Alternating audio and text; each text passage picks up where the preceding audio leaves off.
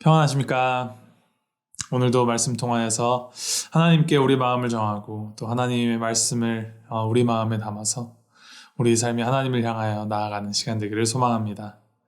오늘 하나님께서 우리에게 주시는 말씀 디모데후서 3장 10절부터 17절 말씀입니다.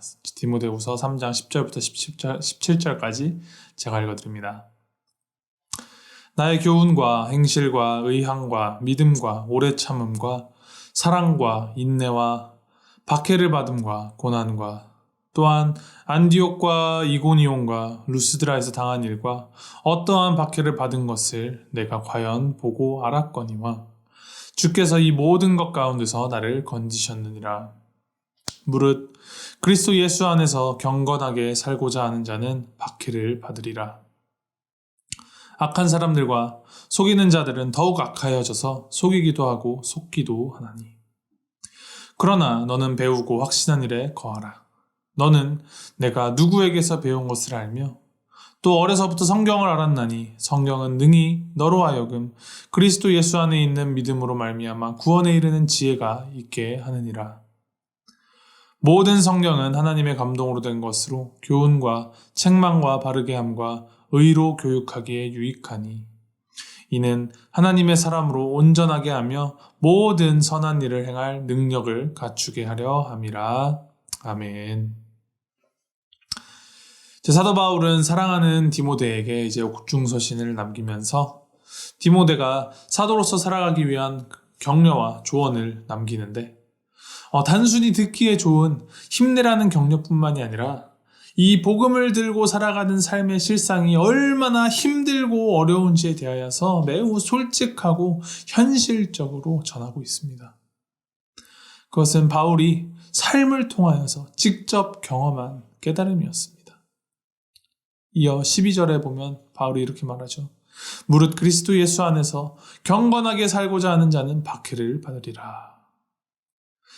앞서서 지금 로마의 감옥에 갇혀 있는 것 말고도 이에 앞서서 이전에 바울이 여러 고난을 겪었고 안디옥, 이고니온, 루스드라에서 박해를 당하였음을 상기시키면서 디모데에게 경고를 주는 동시에 조언을 주고 있습니다. 이제 누군가가 우리에게 와서 크리스찬으로 살아가면 정말 힘들 것이다. 박해를 받을 것이다. 사람들이 다 너를 손가락질할 것이고 넌 피해보고 살게 될 것이다 라고 한다면 우리는 그럼에도 불구하고 크리스찬으로 살아가겠습니다 라는 진정한 마음의 고백을 할 수 있을까요? 사실 이 박해를 받으리라는 이 말씀은 단순히 사도 바울 혼자서 자신의 삶을 통해 깨달은 자신만의 깨달음이 아니었습니다. 예수님도 복음서에서 여러 차례 의를 좇아 살아가는 삶, 하나님을 믿으며 복음을 가지고 복음 안에서 살아가는 삶, 이 세상 속에서 하나님을 부정하는 이 세상에 속하지 아니한 삶을 살아가는 그 모든 믿는 사람들의 삶이 미움을 받고 박해를 받고 고난을 받으리라 라고 말씀하셨습니다. 산상수훈에도 또 요한복음에 기록된 잡혀가시기 전 마지막 가르침 속에서도 예수님께서는 이를 분명히 말씀하십니다. 이것은 단순히 우리가 이제 정신무장을 하기 위하여서 겁을 주면서 의뢰하는 말이 아니라는 것이죠. 흔히 우리가 생각하는 것처럼 복을 받기 위해서 예수님을 믿는다라는 공식이 이 예수님의 가르침 속에서 그리고 사도 바울의 가르침 속에서는 통용되지 않는다라는 것입니다. 그렇다면 예수님은 그리고 사도 바울은 복음을 위해 살라고 하면서 박해를 받을 것이다, 고난을 받을 것이다 라는 이런 부정적인 말만 하는 것이 그 이유가 무엇일까요?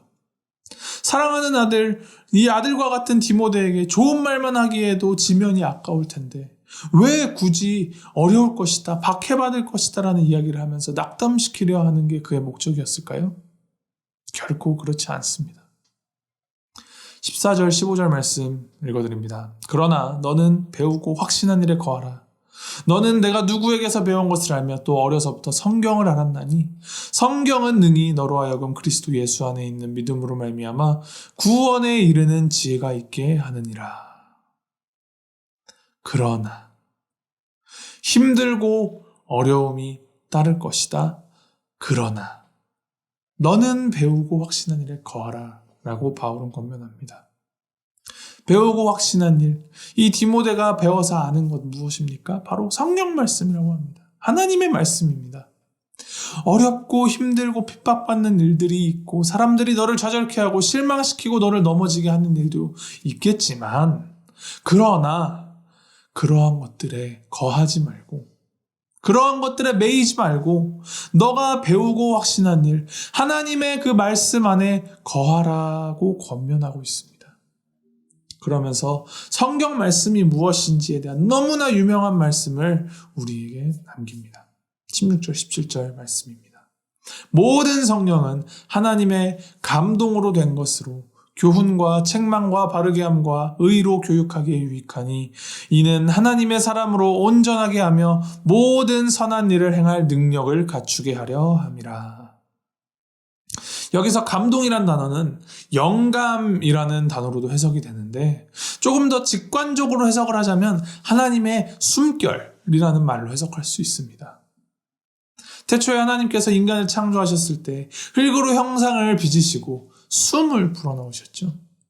죽어있던 흙, 그냥 형상만 있었던 흙이 하나님께서 숨을 불어넣으시니 생명을 갖게 되어 살아 움직이게 되어 사람이 되었습니다.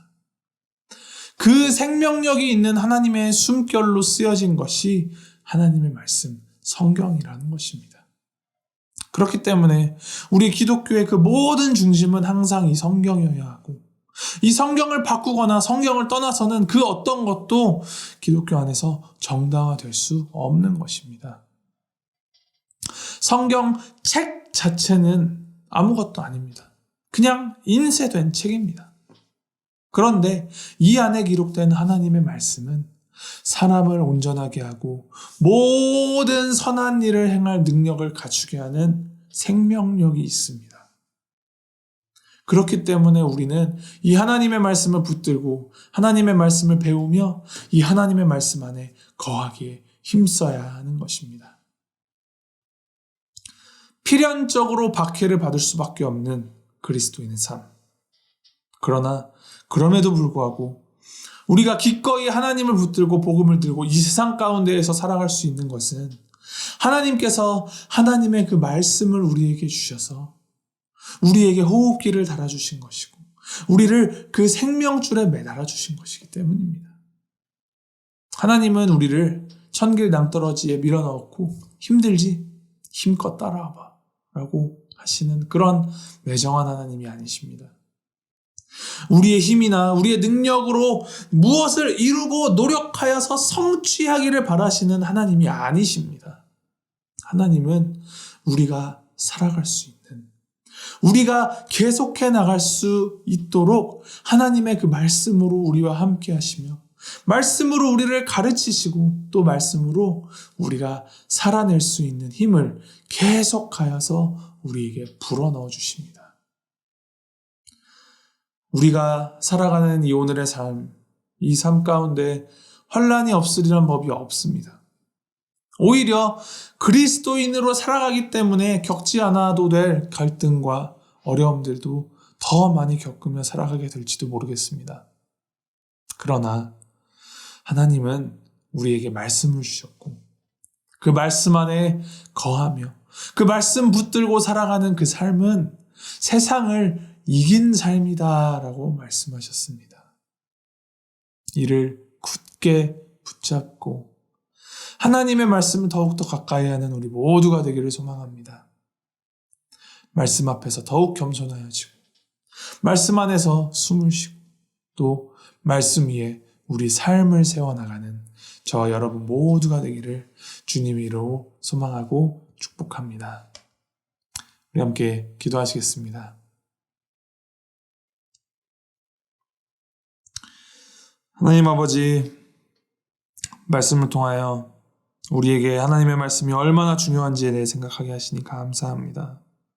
하나님, 우리는 이 세상 속에서 세상의 발을 딛고 살아가지만 이 세상에 속하지 아니하고 하나님께 속한, 하나님께 눈을 들어 천국을 바라며 살아가는 그리스도임을 우리가 항상 기억하게 하여 주시길 소원합니다.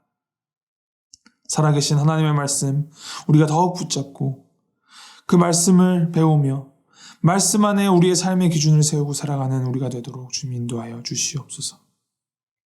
어렵고 이해하기 어려울지라도 이 살아 움직이는 생명력 있는 하나님의 말씀이 우리 안으로 스며들어와 성령님의 감동으로 우리가 날로 온전하여지고 또 그렇게 주님을 닮아가는 우리가 되도록 주님 붙들어 주시옵소서. 주님의 말씀 더욱 붙들고 말씀 통하여서 참 승리를 이루어 나가길 소원합니다. 주님, 우리와 함께 동행하여 주시옵소서. 예수 그리스도 이름으로 기도하였습니다. 아멘.